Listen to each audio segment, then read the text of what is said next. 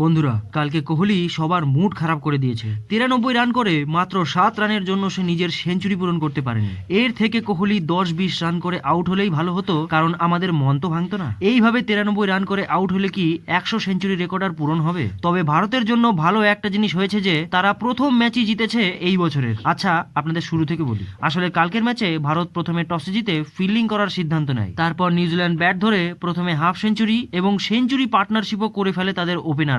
নিউজিল্যান্ডের প্লেয়াররা আউট হওয়ার নামই নিচ্ছিল না কাল। ঠিক তারপরেই ভারতকে উইকেট নিয়ে দেয় হর্ষিত রানা, যাকে ক্রিকেট ভক্তরা দুই চোখে দেখতে পারে না। ঠিক তারপরে নিউজিল্যান্ডের কোনো প্লেয়ারই ভালো করে খেলতেই পারছিল না, শুধুমাত্র ড্যারেল মিচেলই ছিল যে ভালো খেলছিল। কিন্তু তার আউট হওয়ার পরে নিউজিল্যান্ড বেশি রান করতে পারেনি, যার কারণে নিউজিল্যান্ড 50 ওভারে 8 উইকেট হারিয়ে 300 রান করে 301 রানের টার্গেট দেয় ভারতকে। তারপর রোহিত শর্মা ব্যাট ধরতে এসে ভালো শুরু তো করে, কিন্তু সে 26 রানের মাথায় আউট হয়ে প্যাভিলিয়নে ফেরে। ঠিক তারপরেই কোহলি এসে গিলের সাথে মিলে ধীরে ধীরে জয়ের দিকে এগিয়ে নিয়ে যায় ভারতকে। গিল কাল হাফ সেঞ্চুরি করে এবং কোহলির সুযোগ ছিল সেঞ্চুরি করার, কিন্তু সে 7 রান আগেই আউট হয়ে প্যাভিলিয়নে ফেরে। ঠিক তারপরে শ্রেয়াস আইয়ার এবং জাদেজা দুজনেই আউট হয়ে যায়, যার কারণে ভারত একটু মুশকিলে পড়ে গেছিল। কিন্তু আবারও হর্ষিত রানা এসে KL রাহুলের সাথে মিলে ভারতকে শেষ 1 ওভার থাকতেই জয়লাভ করিয়ে দেয়।